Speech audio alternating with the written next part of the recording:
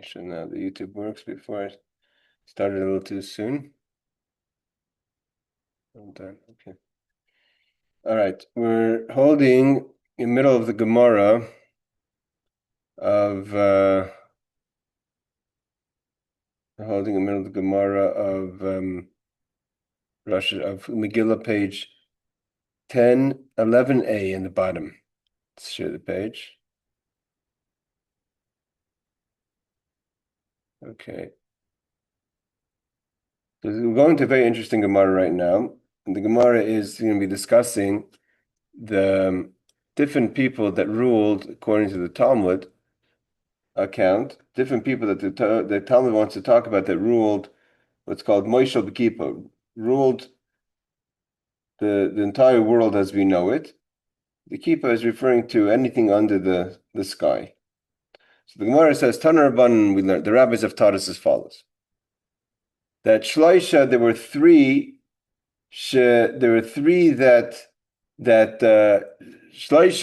people, kings, Malchu B'Kippah, that they ruled the Kippah. The Kippah is everything under the sky. Kippah is like what we call a Kippah, as a skull cap, as a yarmulke, everything under the yarmulke. Ve'elohein, who are these three? And they're all not necessarily positive kings. Achav, we learned about earlier in the tractate of Sanhedrin, the king of Israel, means of the north, which he was considered a wicked king, the one who confronted and challenged constantly Elijah the prophet. Achashverosh, the non-hero of our topic at hand, Megillah, king of Persia, story of Esther. Nebuchadnezzar, and of course Nebuchadnezzar, the Babylonian king that destroyed the temple and exiled the tribes of Yehuda, the house of David.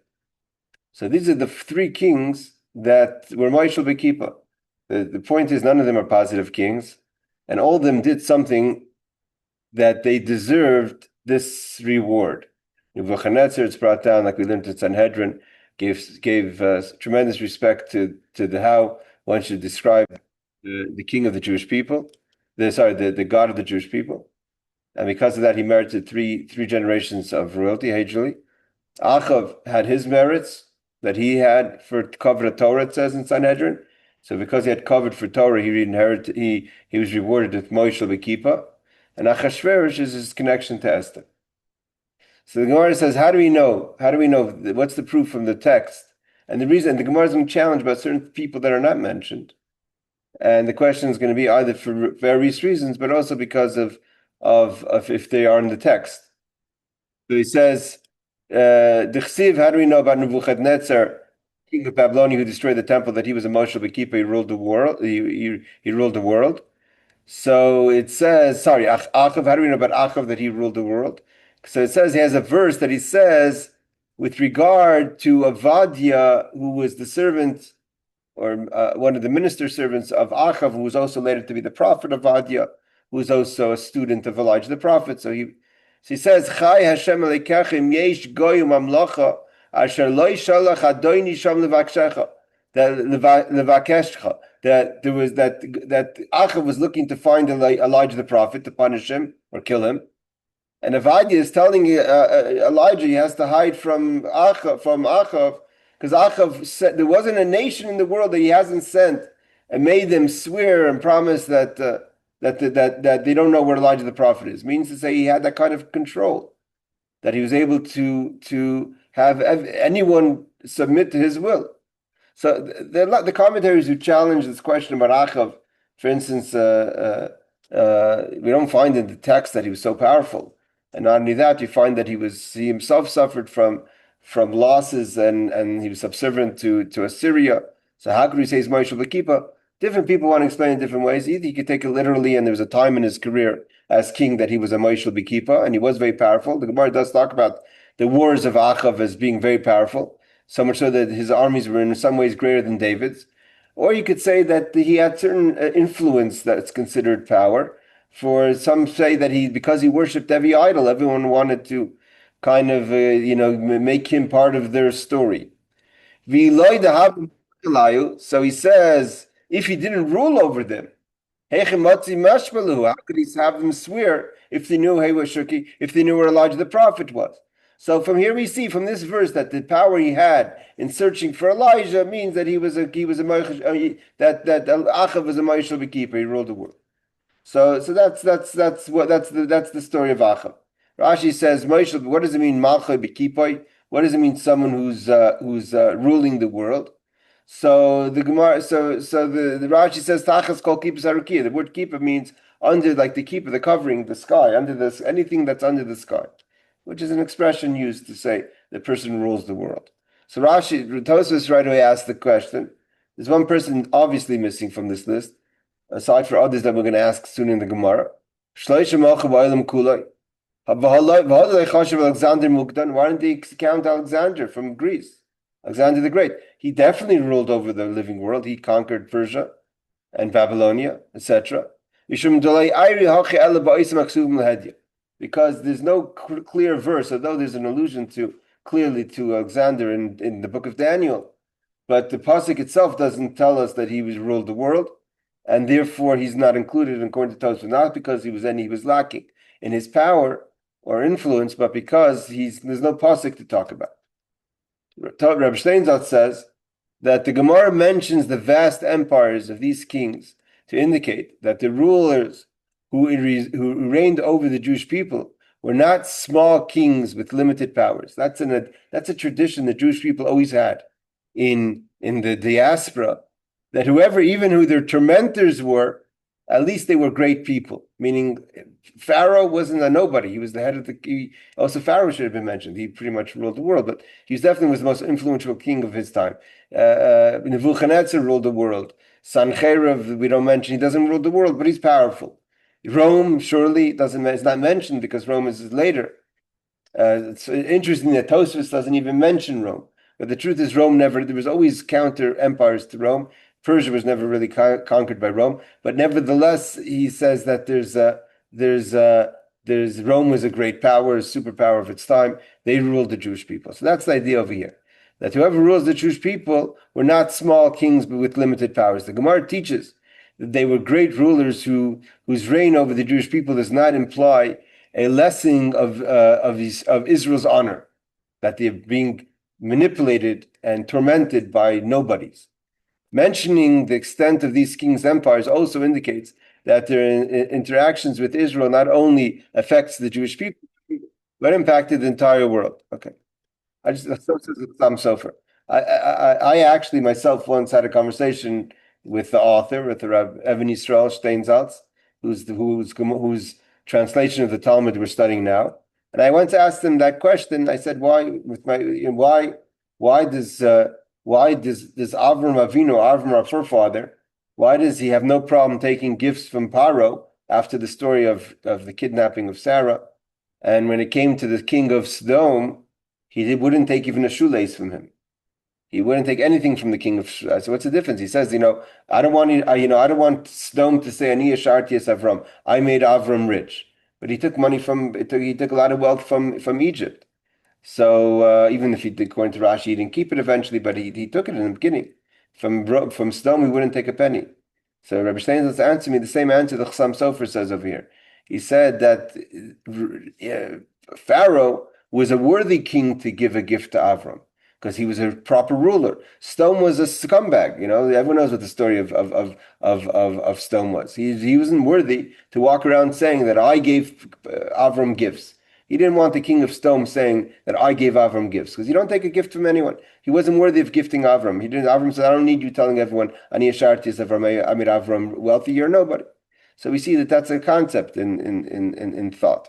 Malcha b'kippah, the term kippah refers to kippat hashamayim, meaning the covering of the heaven, which is, in other words, it refers to those who ruled over the parts of the earth that are found under the sphere of the earth, meaning to say, you're going to see soon the Gemara's challenges about Shlomo HaMelech was also considered a Moshel b'kippah, but he wasn't, because he also ruled above the kippah. He ruled the demons and the others. Nebuchadnezzar, how do we know Nebuchadnezzar was a king of the emperor of the world? In the prophecy about the coming of Nebuchadnezzar. He's going to come to rule. It says, "V'hoya hagoy v'mamlach." There won't be a nation or a kingdom that won't give their neck to the king of Bavel. Means that he's going to rule over everybody. And Achashverosh, how do we know Achashverosh? Hadamram, we just studied last week that he was a ruler of 127 nations, meaning he was a ruler of the world. Okay. Hadamram mihoid vat Kush. He ruled from Hodu to Kush, so he was the ruler of the entire world. So we have three main characters that the Gemara acknowledges ruled from the over the kippah, anything under the kippah, anything under the sky. Who were they? Achashverosh, Nebuchadnezzar, and Achav. So the Gemara says Vesulika, as they're going to page 11b now. Vesulika, are there no one else? Va'ika Shlomo. What about King Solomon? King Solomon, so he was king over the whole world. So it says Loisalik Malchusei, he didn't complete his kingship. Meaning to say, Simon, he says before Simon, we have in the Gemara sometimes as Simon, which he gives at Rosh Tevis, the first letters of the words, that is to teach us that this is Shlomo, Sancheriv, Daryavish, and Koresh. We're going to challenge the Gemara about only these three. What about Solomon, King Shlomo, Sancheriv, the king of Assyria, right? The Nineveh, he was the ruler of the world seemingly. Daryavish and Darius and Koresh, Cyrus. So we have these people that we should include them, and why are we not including them? So Shlomo, so it says he didn't finish his kingship. What does it mean? Rashi says those who want to know more about the story of Shlomo, we know there's all kind of tales, but Shlomo Melech, some way or another, in the Gemara and Gittin tells us on page 68b that he didn't complete his kingdom because his kingship, he wasn't king full time. He was demoted, or he was thrown away, or he got lost, or Ashmedai, the king of the demons. There's different stories of what happened to Shlomo Melech, but according to some opinions, he didn't finish out his entire time of rule. The Gemara relates an opinion that King Solomon ceased to rule and went into exile, in which time he wrote the book of Mishlei. Of Kehelas. So it says Gittin 68b. The rabbis disagree there as to whether he later returned to the throne or whether he remained a commoner for the rest of his life. So therefore the Gemara says, that's only according to the opinion that Shlomo was a king and then he became a commoner. What about according to the opinion, that's the accepted opinion by most, that he was a king and he became a commoner, he had his time, but then he reclaimed his rule, his kingship, his throne. So he did finish it out. So you say Shlomo was different because so there's two extremes in the answers. One answer is he was kind of not a full king because he didn't live out his kingship. The other answer is on the contrary. He was such a great king that he wasn't. Here we're talking about kings that are only kings on Tachtonim, on this world, under the kippah, under the sky. Shlomo Melech ruled the heavens as well. Elyonim. Shneimar vayeshev Shlomo achis Hashem. He sits on God's chair. So like God rules everything, Shlomo ruled everything. And that's why he ruled the demon. So he says, in the church that he didn't rule, he only ruled for temporary times. So then he didn't live out his kingship, Ariel. But according to the other opinion, so it says he was a ruler over the Elyonim. What's the Elyonim? What does it mean he was a ruler over the higher spheres? The demons were subjugated to Shlomo. Allah Shadim. Shadim are demons. So the demons had to answer to King Solomon. Therefore, he was another level of rule. And because he was another level of rule, therefore, we're not going to mention him in this subject.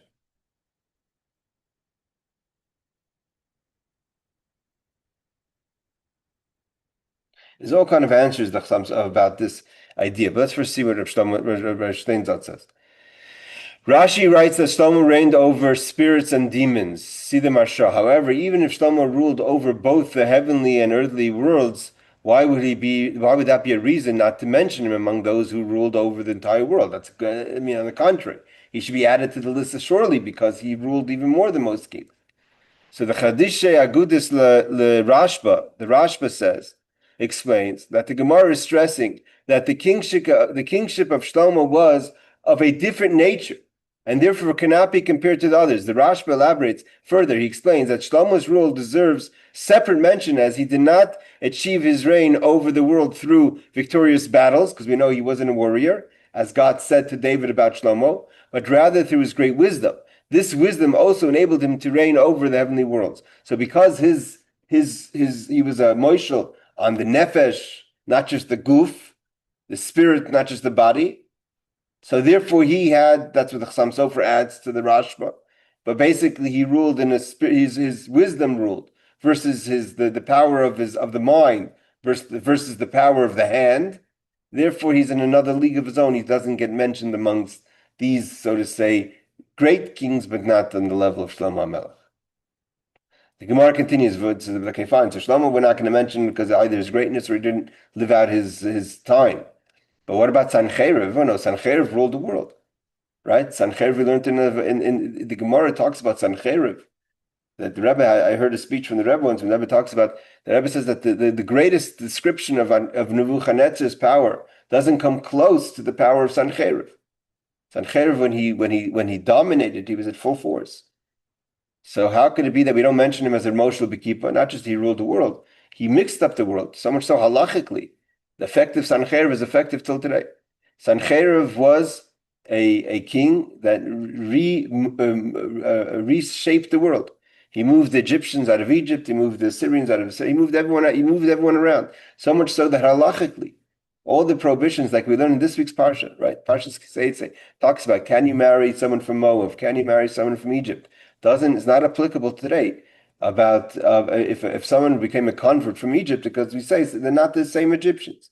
Why? Sancheir Bilbil Soilim, he mixed up the world.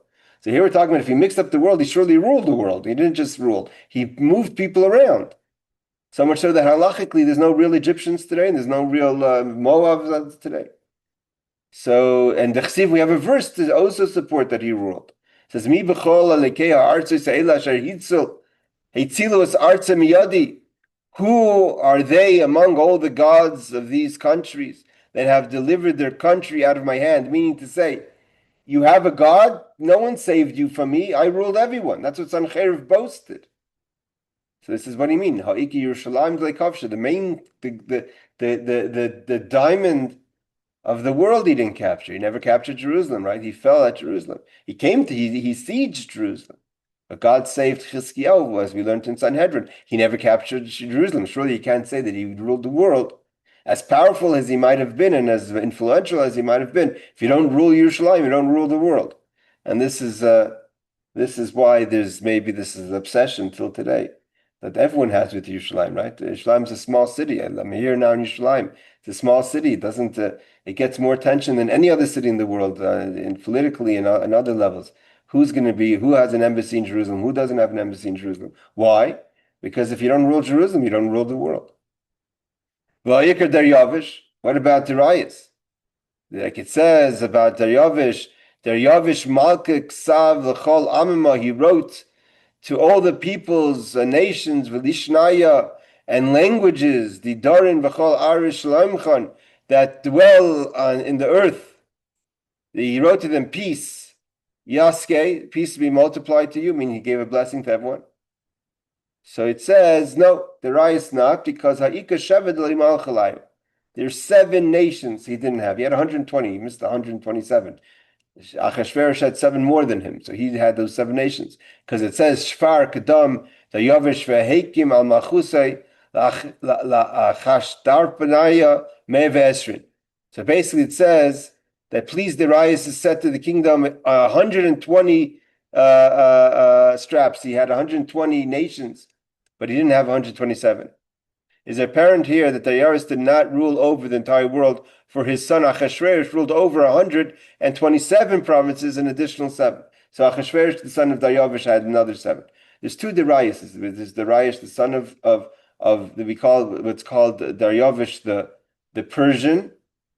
And you have Darius, the son of Achashverosh, and Esther, which helped build his temple. We're going to learn about the 2. We're going to bring both of them up later in the next piece of the Talmud.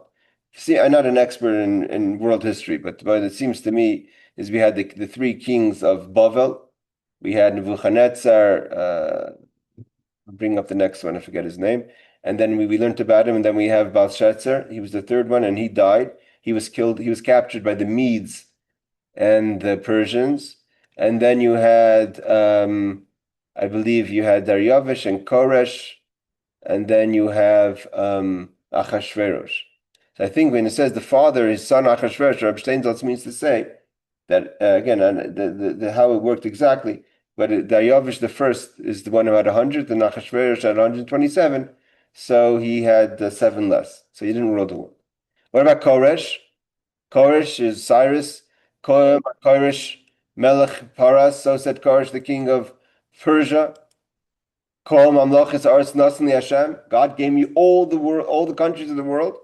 When he gave out the edict to allow the Jewish people to return to the land with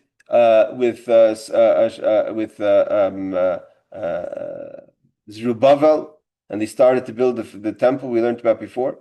He was boasting; it wasn't true. He was talking, something that was out of his league. So he wasn't saying the truth, and therefore he doesn't count. So you can't use the sources of the verses that's true. It's obviously one has to study this more to know exactly why his verse is true and his verse is not true. There's other verses, right, that he says. But seemingly the Gemara takes it as a statement that Koresh was boasting. He wasn't as powerful as he would like to, as he projected himself. Again, nothing's changed, right? Nothing's changed. Today, people are also boasting of power that they may not have, calling places that are theirs or not theirs, right? Tweets today makes facts. Okay, so too, Koresh said a statement. He thought it's a fact. The Gemara didn't subscribe to it. The Gemara says we don't subscribe to your statement that you ruled the world because you don't. And maybe the proof is in the pudding. So the Gemara answers this. It doesn't say over here. Doesn't say he's merely boasting, although in fact there is no truth to his words. It doesn't say the basis for it. Maybe just that he knew that's the history of the facts. Okay. Another thing that goes to show you that with time the truth comes back. That is, I'm sure in the days of Koresh, no one dared to say anything to him, right? Like today, no one dares to say anything. But years later, when the Gemara was telling the story again, they didn't. His face wasn't put up on the mountain. Okay. So what happens in those days? We're continuing with the talks of the Megillah. Until now, the past week and a half, we discussed the first verse. Vahi b'mei Achashverosh. Who's Achashverosh? What does it mean? Vahi b'mei. Now it says the next verse. It says Esther 1:2. In those days, when he was sitting, then it says B'shnas shalish l'mochai. On the third year, he makes a big feast. So, what does this mean? It seemingly it says Kesheves HaMelech when he sat means right away in the beginning, and then it says 3 years later. Seems like it should be the same time. So Amarav Ma Kesheves, what does it mean? He sat not when he became king. He settled in his kingship. Amar. So now he says, one of the reasons he made a feast, which is later we're going to learn in the challenge of this whole story of Megillah, we're trying to figure out, the rabbis try to figure out, what did the Jews do in that generation that they deserved the decree of Haman? So one of the answers that Reb Shimon Bar Yochai says is a famous answer that that they were happy to be invited to this feast. It says Kirsain Ish, right? He had glot kosher food and glot kosher wine. But what was the point of the feast? So this is what the Gemara says now. He said, Belshazzar made a mistake. Both of them partied, right? The end of Belshazzar's rule. Who's Belshazzar? He's the third king of Babylonia. In the night, he sits there and he makes a feast. He takes out the vessels of the temple, thinking that the 70 years are over. We have a tradition. Not tradition, it's a prophecy from Yirmiyahu. And the Gentiles knew this prophecy. It wasn't a secret. That the Jewish people are going to be in exile after the destruction of the first temple. Well, that's really the question. When does this exile begin? What's the start date? If you don't know the start date, you don't know the end date. But the date was that this exile is going to be 70 years. So Belshazzar thought he figured out the 70 years. He made a mistake. And he took out the vessels of the temple. He was punished for that. What happens because he's punished for that? That same night he falls to the Medes and to the Persians. The attack of Daryavish, when he was attacked in that, he falls, he's killed that same night. So Achashverosh knows this story. He also knows the prophecy. So it says, the Gemara is going to continue, that he says that Anoch Hashav Nevleitai. Achashverosh says, I didn't make that. I'm not going to make the same mistake. I figured out the proper calculation of the 70 years, and therefore at 3 years into his rule, he makes a party, which is the party of Achashverosh, where he kills Vashti, where the Jewish people take pride. And the problem was, it's brought down, not only does he bring out the Kalim, but like the Kli Yakar brings out in Parashat Tzavi, he wore the garments of the high priest. Why? Because he figured that after 70 years, it's not going to be true. The prophecy didn't happen. They're trying to figure out when. So it's an amazing thing. Nothing's changed really in the mindset. We have a prophecy that Yirmiyahu says 70 years the Jewish people are going to be in exile. Belshazzar miscalculates, as we're going to see soon, the different calculations. Achashverosh knows he calculates, and he knows he miscalculates, and knows that he's punished because of the miscalculation, because he took out the Kalim Beis HaMikdash, which he shouldn't have done. Meaning to say, why do you, the sin is because you're using the vessels of the temple. What was the punishment for Belshazzar? That he thought that he could use it because the prophecy is over, no more Jewish people. So Achashverosh knows that he makes a mistake and he's punished because he used the Kalim, so he makes his own mistake. He miscalculates himself. He also takes out the vessels, and he's lucky that it only costed his wife's life, not his. Which is, again, like if you believe that there's a prophecy and you believe that there's a holiness, why would you mess with the Jewish people? But that doesn't stop, that never stopped the anti-Semite. It didn't stop it then, it doesn't stop them now. So it says, Kesheves HaMelech, it says, in the Rashi says, Mashma b'tchilas malchusai, that right away, seemingly the meal should have been right away when he became king. And then it says, B'shnas Shalish, in the 3rd year of his rule. So which one is it, when he became king? So Rashi says, the Rava says, Kishnis Yash v'daita. Shemitchila hayedoyig, the first 3 years of his rule, he had a concern, an anxiety. What was in his anxiety? Again, doesn't make sense. That the Jewish people are going to be freed because there's a prophecy. When the 70 years are up. The Galus for the exile of Babylonia. Now he's no longer concerned because in his calculation the 70 years passed and they still weren't redeemed. And the Jewish people weren't redeemed means that the Jewish people are fair game. What makes a king unhappy, unsettled? Listen, again, I don't want to repeat myself because it's just so fascinating. Nothing has changed. What's bothering the world? The Jewish people. What makes Achashverosh unsettled is, am I going to continue to be able to manipulate and rule the Jewish people or not? As soon as the 3 years pass and he feels that his calculation now is correct, now he feels relaxed because he knows that everything's okay. He's going to be able to continue to rule. He can take out the vessels of the temple. He doesn't have to be concerned. It's incredible. So Rashi says, so although the simple explanation is that prior to the 3rd year of his reign, he was occupied with strengthening his authority, right? I mean, you could say that he just was, I mean, you could learn Rashi says that he was, what was he worried about the Jewish people? He was obsessed with the Jewish people. Like, Hitler, it says he was obsessed with the Jewish people as opposed to trying to fight Europe. Over here also, you could have just said that he was just trying to get his footing as king. You can't just jump into the job. And fighting off enemies, nevertheless, he was also worried about the Jewish people's redemption. So says Ar Chodesh. Sitting there on his head wasn't just how strong of a king he's going to be, but are the Jewish people going to be redeemed or not? The Ramban writes, Nachmanides, Achashverosh thought that Cyrus permitted the return of the Jewish people was sufficient to fulfill the prophecy. This is an amazing Ramban.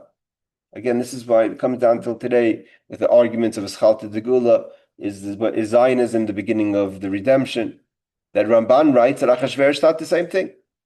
Cyrus let them go back. Cyrus said they could start building some sort of something about the temple. We know that they had the Mizbeach was up in the time of Achashverosh. We learned that a few weeks ago. That just from the foundation they already started to build things around to have they had the curtains and to make the space of the Beis HaMikdash, the tabernacle. So he thought that's sufficient. That's what it means, return. Right? Just come back there to Israel. The Jewish people came back to Israel. There's a shekel, and people are speaking Hebrew. That's the redemption. That's Eschalta de Geulah. The Rebbe never subscribed to that because that's not the Geulah. That's not what Geulah means. But the Achashverosh said the same thing. The Jews going back to Israel and with although it's they're not safe and they're being tormented and they can't even build a temple. But that's the prophecy. But the temple would not be rebuilt to its former grandeur. That's what he figured. Later, authorities explained that for this reason, Achashverosh was not punished to the extent as Belshazzar was. Why? Since he did not completely deny the prophecy's authenticity, because both of them said that the prophecy wasn't true. But Belshazzar said it wasn't true at all. Therefore, he totally denied the prophecy, took out the vessels of the temple, and celebrated, was killed that same night.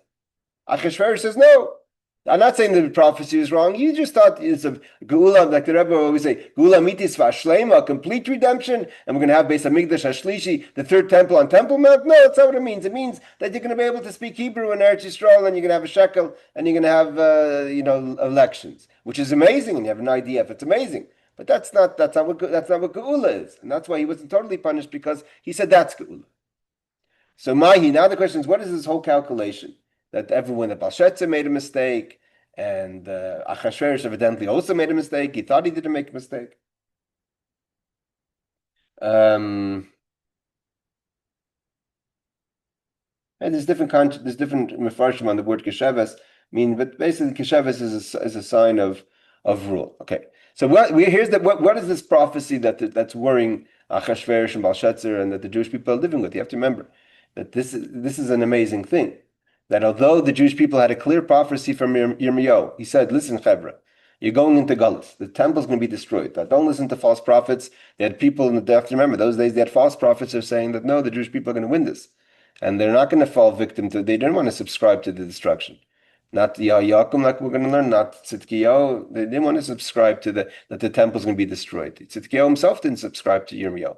So you had other prophets prophesizing other things, and these prophets weren't people, with shaven beards and no yarmulke. They also probably looked like righteous rabbis, but they weren't. They were liars. They were fake prophets.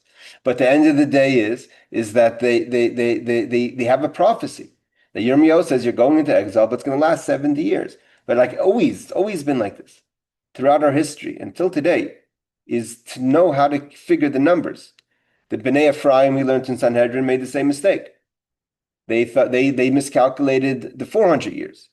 That when was Avram told about the 400 years? When he was 70 years old, 5 years before Lech Lecha.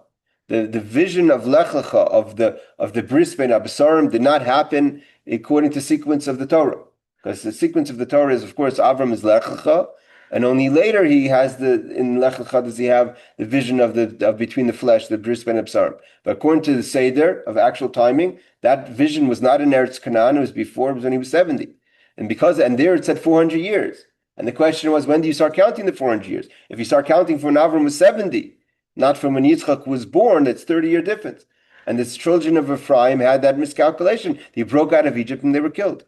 So miscalculating has not always been our thing. We know that today, and we've learned this, and no one argues this, is what we've learned in Sanhedrin, that the world is 6,000 years, and we're 5,786. There's only 213 years left. That's the deadline. No one argues that. But in between now and then, there's 213 years. Mashiach should come any minute. There's been kitzim over the time.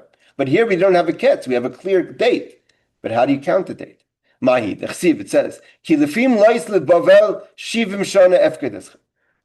The verse that Yirmiyahu says, that when Bavel completes 70 years, I'll remember you. Meaning, I'll bring the Jewish people back to Eretz Yisrael. We're going to rebuild the temple. Now, this verse is open for interpretation. What's Melois Bavel? What's the starting point? What does it mean when Bavel's complete? We have a second verse. That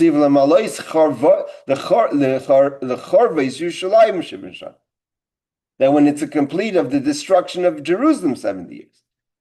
Those are not the same dates. The destruction of Jerusalem and 70 years from Bavel. Seemingly, but that's what we're going to see. Belshazzar's miscalculation was he counted when Bavel started as a kingdom, and he was right. Then, if you count that date, then he was 70 years.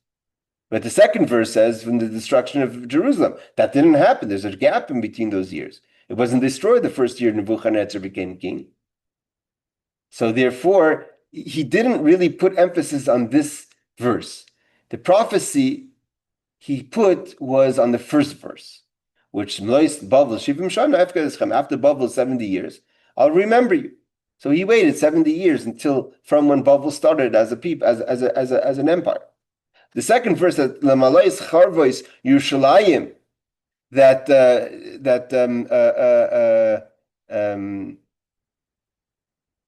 in the first year of his reign, he says, with this prophet, this pasuk is Daniel.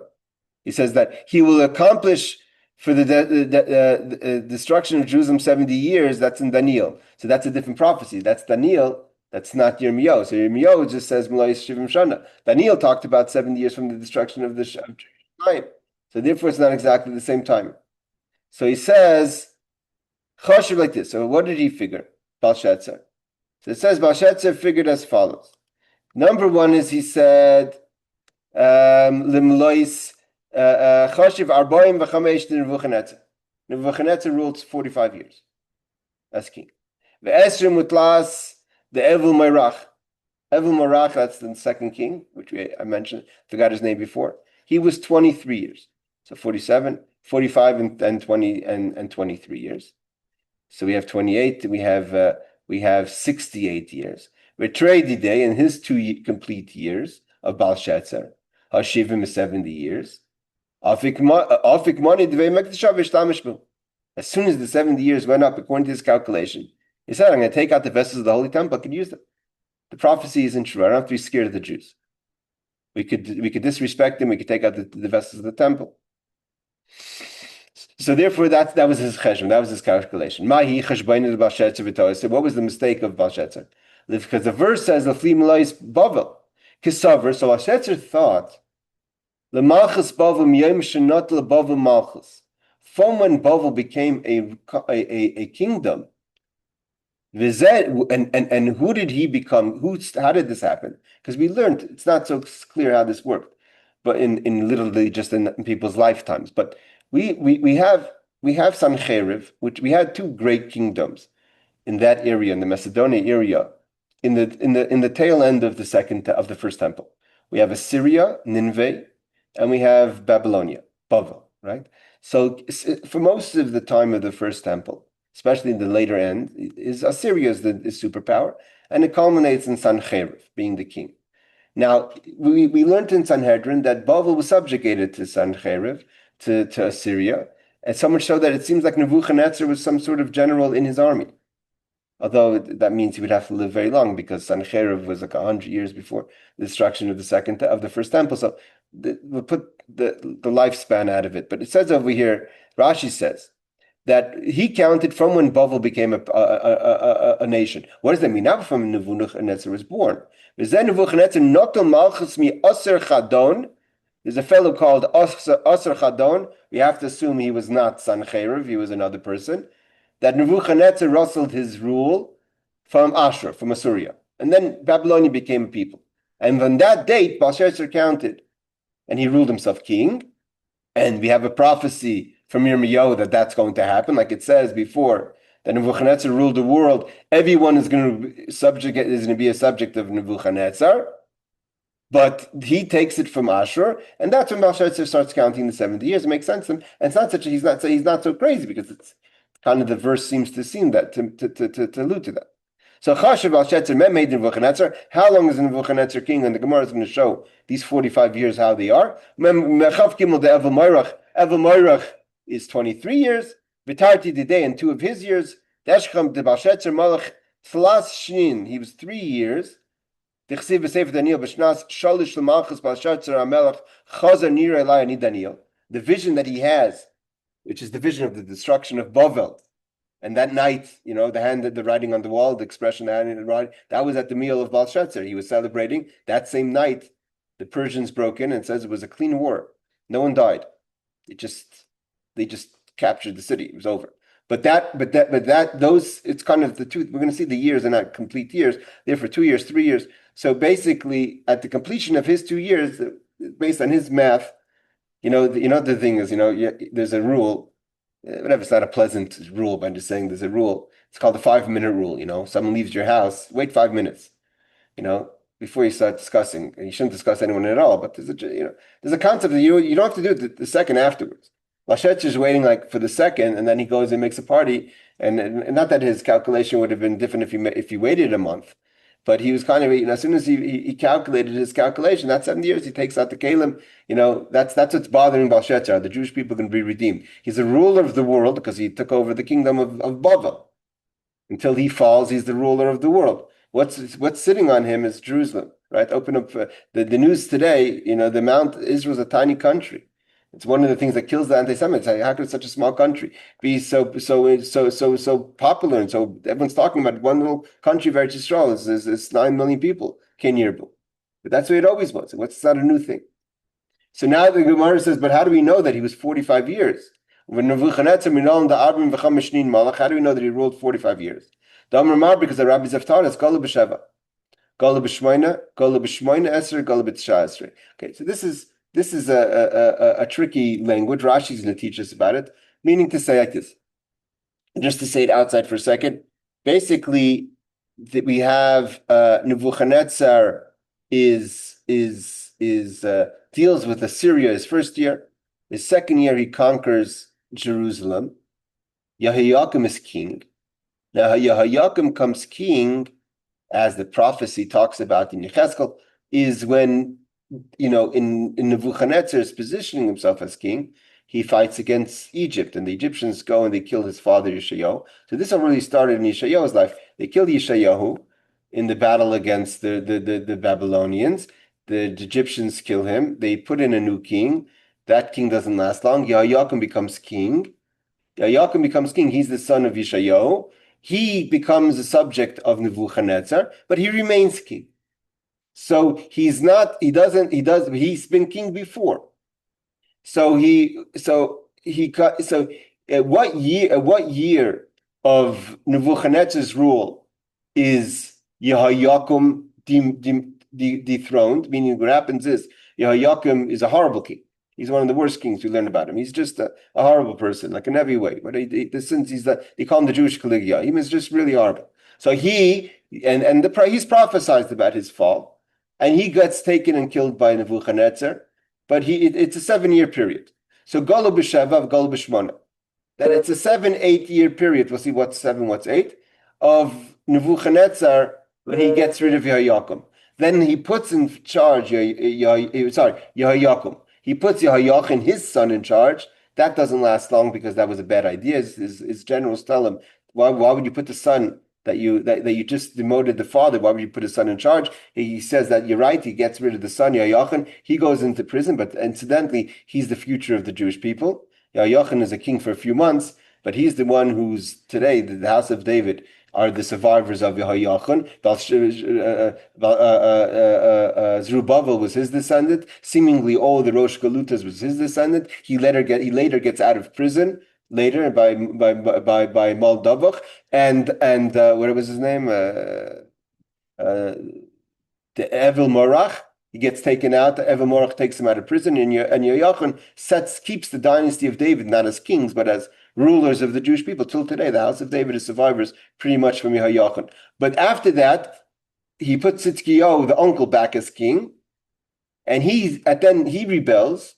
So it's 7 years of Yehoiakim and pretty much 11 years of Tzidkiyahu, and that's the destruction of the temple.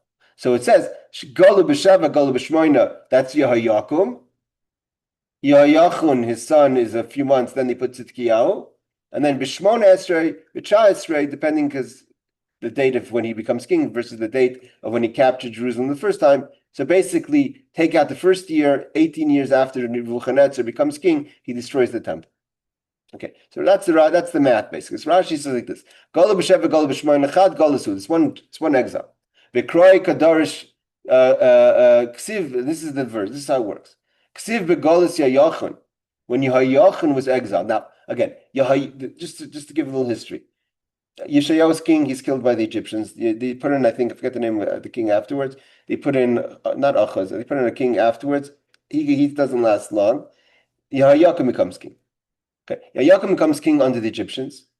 and then he's captured by the Babylonians. He's a king himself, Yoakim. Again, a horrible king. He's the one who wants to kill Yirmiyahu. He's king for a total period of 11 years. At the end of those, in those 11 years, the last 7 of those 11 years, he's a slave to Nebuchadnezzar, a slave king for 3 years. He rebels for 3 years. Then he captures him on the 7th year. A total of 11 years of his rule. He's killed, but nothing happens to Jerusalem. They just put a new king in, which is Yehoiachin. When Yehoiachin, that doesn't last. It lasts a few months. They told him that's a bad idea. Then he doesn't just take Yehoiachin as a captive. That's the first exile. Mordechai, the best of the Jewish people are taken in that exile. That's the first exile. God moved a big portion of the Jewish people were taken with King Yehoiachin 11 years before the destruction of the temple. That's what's mentioned in the Megillah, right? That Mordechai came with Yehoiachin. That's the second to last king. He was a king for a few months, the son of Yehoiakim. He comes, that's called the Galus, because there's a big amount of Jews, not just one king that's killed. So that's called Galus Yehoiachin. So Yehoiachin is a king for a few months. He goes into, he's exiled, put into prison for a period of 30 odd years, 35 something years. He's taken out later. He becomes a royal person as a royal subject of the king of Bavel. And with him goes all the best people of Jerusalem. That's called the first exile of Yehuda. So it's called Galus Yehoiachin. And that's what's mentioned in the Megillah about Mordechai. When does this happen? On the 8th year of Nebuchadnezzar's rule. B'soif Sefer Melachim, at the end of the book of Kings, b'Sefer Yirmiyahu, b'Soifai, Asher Higla Nivuz Zardan, b'Shnas Sheva, Elishman L'Machzim Nebuchadnezzar. That's the 7th year of the rebellion of Yehoiakim, which is the 8th year of the rule of Nebuchadnezzar. So of the 45 years, we already have 8 years. V'sheva l'kivush Yehoiakim is 7 years from when he captured Yehoiakim. Why? When does Nebuchadnezzar go to capture Jerusalem, but to keep everything as is, but to have a puppet king, is when in the 2nd year of his rule. He doesn't exile him. So he's 3 years he keeps to the agreement, and he's a subject of Nebuchadnezzar. He's a king in name, but he has to pay taxes and all that to Nebuchadnezzar and listen to him. Then he rebels after that. And what are we talking about? So then 3 years he rebels, then he's killed, then goes the Yehoiachin, that's the first exile. What's 1819? Because Tzidkiyahu, that's the second Galus. When the destruction of the temple, besides Sefer Yirmiyah, Churvas Yerushalayim, that's when Jerusalem is destroyed. Which is 11 years after the first exile of King Yehoiachin, then the uncle is killed later in Bavel, and that's the final destruction of the temple. 18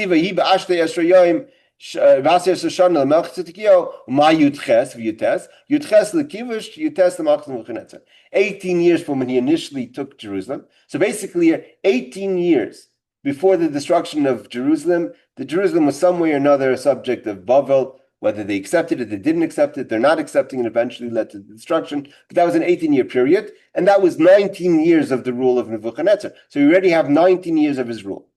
Okay, the Maharsha explains that these details are not relevant to the proofs with regard to the period of Nebuchadnezzar's reign. Rather, once the Gemara clarifies the number of years of his rule, it also explains the calculations. Some are calculated from the reign of Nebuchadnezzar, and others from the exile of Yehoiachin, which was current with conquering of Yehoiakim.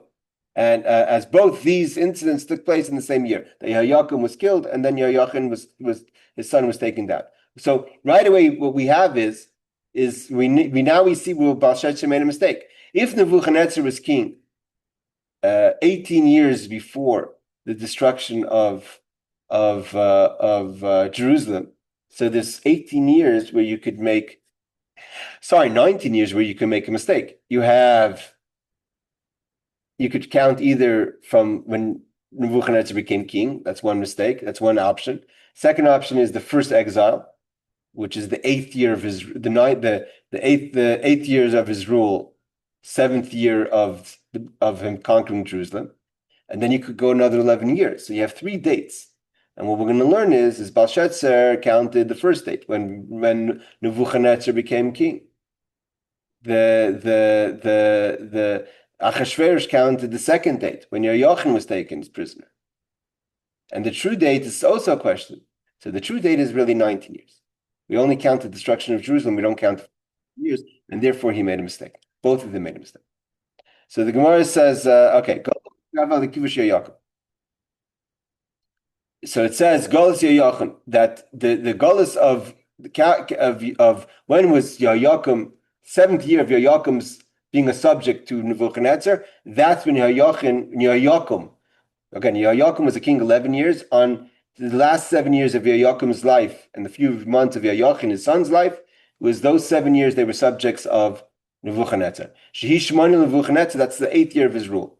Galu b'Shmoina Esrei, and then they went into Galus on the 18th of his Kivush Yoakim, which is the Galus of Tzidkiyahu. Sheisha Esrei Nebuchadnezzar, that's the 19th year of his rule. So that's 19 years of the 45. The Amar Mar Shana Rishona Kivush Ninveh. The first year he dealt with Assyria. He captured Ninveh. Shnia Kivush Yoakim. The second year of his rule, he captured Jerusalem. And then it says, so then you have 19 years. Add to the 19 years, Shloishim v'Sheva Shana Legalus Yochanan. If you count, sorry, not 18 years, go back, take away 8 years, and you count 37 years from when Yochanan was exiled. He was exiled the same year as Yoakim, his father, was killed. Melech Yehuda b'Shneim Asar HaChodesh b'Esrim v'Chamish l'Chodesh, on the 12th month, on the 25th day, Nasa Evil Mirach Melech Bavel Esrei Yochanan Melech Yehuda v'Yetzasim Besakel. That Yochanan was taken out of prison. Crazy story that we don't mention here. And actually, I heard an amazing story with that yesterday. That Yochanan was like his father. His father was a really horrible king. He wasn't a king. He was a king a few months, but he wasn't considered a tzaddik in any way or form. But he was the last remaining person, I believe, of the house of David, or at least the monarch, and he wanted a child. That his wife should have a child to continue the line of the kings. He was in a pit, so somewhere or another they got permission to lower his wife down to the prison so they could have a conjugal visit. So maybe he can impregnate her so they can continue the line of David. They didn't know he's going to be taken out after 37 years. He was 37 years in the pit. But when she went down to the pit, she tells him, when she goes down to the pit, she tells him that she wasn't clean, that she stained. And because of that, she wouldn't be ready to have a relationship. She has to go to the mikvah. So he refrained himself from having relations with her. Because of that, God said, because of that, he's going to continue the line of the kings of David. Because of he says, when you were in Jerusalem, you didn't care about these laws. Now that you're in prison, all of a sudden you have tshuva. So he accepted the tshuva of Yochanan. He was taken out of prison, and his rule, the Rosh Galus, is again the family of David, the dynasty of David continued. But because of that story, incidentally, yesterday I was at a shiva house, and they said someone was telling me about shiva. He said they went into this famous story, but I never heard it. He said that there is a family that came out of Russia, whatever, many years before, and they the Chevra Kadisha were told that they have to come pick up the husband passed away. When they came in, they said there's no family, there's just the wife.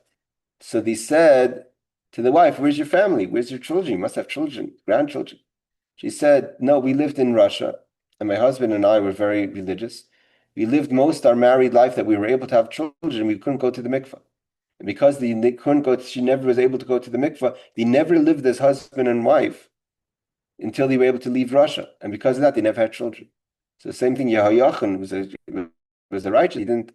I mean, this was one time. She lived many, many years with her husband, but not as a couple because they couldn't sleep together because she never was able to go to the mikveh. The Russians didn't allow it. So it says it's a side note story. But it says so he comes out of the prison, so that's 37 years. And so I'm just going to skip Rashi for a second. Tamne, if you count the 8 years before Yochanan was exiled and the 27 years together, Arba'im v'chamesh Nebuchadnezzar, that's the 45 years of Nebuchadnezzar's rule. But we're not going to skip Rashi because we don't do that. Shnia kivish Yoakim. The second year he captures Yoakim. Kroi Kadarish Seder Olam. There's a Seder Olam says like this. Chsiv v'roish Sefer Daniel. In the beginning of Daniel it says, B'shnas shalosh l'malchus Yoakim. When Yoakim is 3 years king, Bo Nebuchadnezzar Yishlayim v'yitin Hashem es Yoakim yodei. Yishlayim is given to Nebuchadnezzar. The Babylonians captured Jerusalem, and Yoakim, the king of David, the king of David is given to the hands of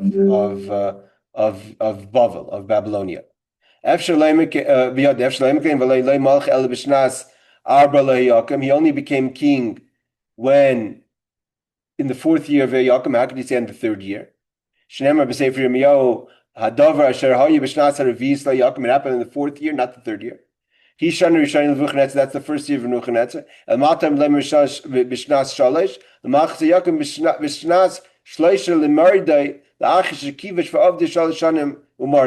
So he says like this: on the fourth year he captured it. For the first 3 years he subjugated him. After that, another 3 years he rebelled against him. And at the end of those 3 years, 7th year together, 11 years, he was killed. On the third year, he rebelled against Bavel. He didn't want to be his subject. For 3 years, he held the rebellion. Was altogether 6 years. At the end of that, it was too late. He was given over to Babylonia. And he was killed by Babylonia. Some say he died he was petty. He was so refined as a king that the trip to Bavel killed him. But either way, there was a prophecy about that. We know that Yaakov was such a bad king that Yirmiyahu said about him, "You're going to have the burial of a donkey." So much so we learned the Gemara before, right? We learned the Gemara about that the grandfather of the grandfather of Reb Safra, I think his name is, found the skull of Yaakov. He was never able to bury it. His wife burnt it. I taught that in another class. But either way, his wife burnt the skull of Yaakov because Yaakov was not able to be buried. He had a prophecy, the burial of a donkey. So that happened to Yaakov. He didn't live out his kingdom. He was killed killed in the process by the Babylonians. And Yaakov, his son, comes king, and then he comes to Bavel. He comes to Bavel he put a new king in. Of his advisors tell Nebuchadnezzar, Ha'av Mardbach v'imlachta benoit mitala misa omron mikalva bisha gurya tava leinafik. So he said, what, you killed the father rebelled against you, and you put his son as king? The world has a saying, from a bad dog a good puppy doesn't come. Yochim's not going to be a good king because he's his father's son. Chazar love, he went back. The tshuva hashana v'higlu v'him lechutzitko. He exiles Yochim. With that, he exiles a big portion of the aristocrats of Jerusalem. That's the first Galus, the Galus of Yochim. That's where Mordechai comes in. V'him lechutzitko, and the uncle becomes king. So when does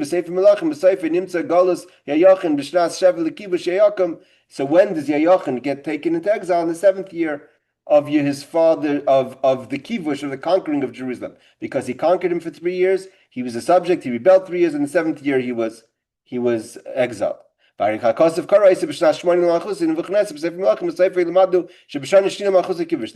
when did he capture Jerusalem? Only in his 2nd year of rule. So basically, Rashi is amazing because Rashi is not a history book, but puts in all this effort to teach us the story that basically in the 8th year of Nebuchadnezzar's rule, 7 years when he captured Jerusalem, 3 he captured, 3 he rebelled. On the 7th year he exiles, he kills the father, exiles the son and the best of Jerusalem.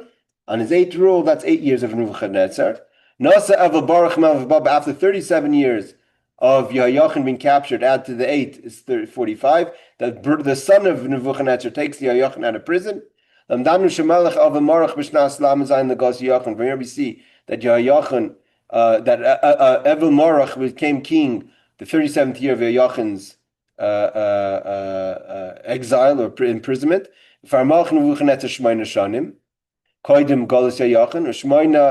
Is that we have 8. So we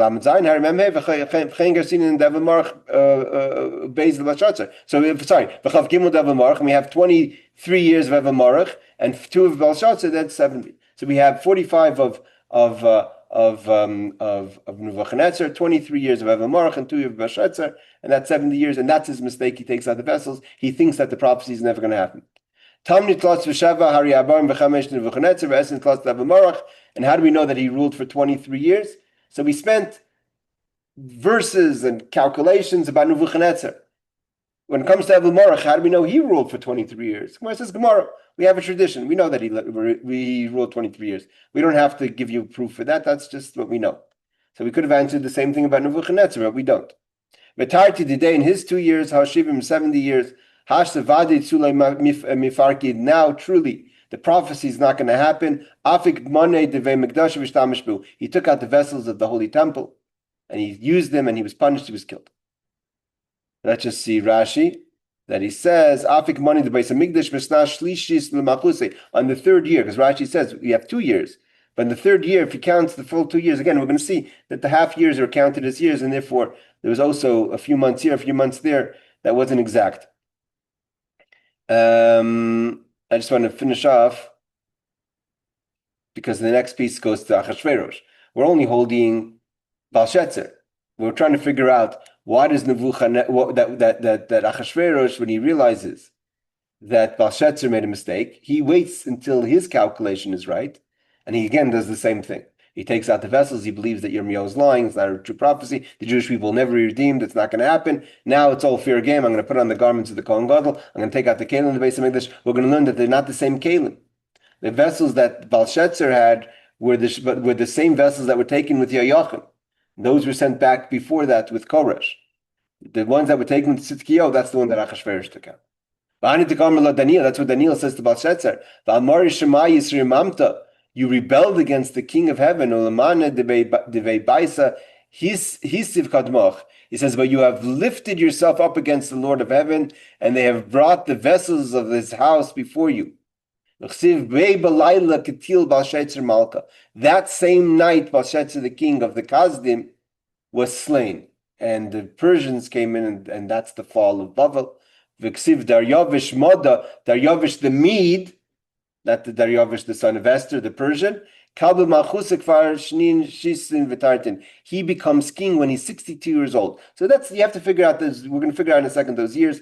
Those 62 years that he was king, the Medes were kind of a subject of the Babylonians. He rebels. He takes over the Babylonia, and then Koresh comes afterwards. He's not king long. Koresh, there was a deal between the Medes and the Persians because they're two different nations, the Medes and the Persians. Therefore, we have Galus Madai, Galus Paras, the Medes and the Persians, but they're kind of a single entity. They just kind of work things out, who's king and who's ministers. All right.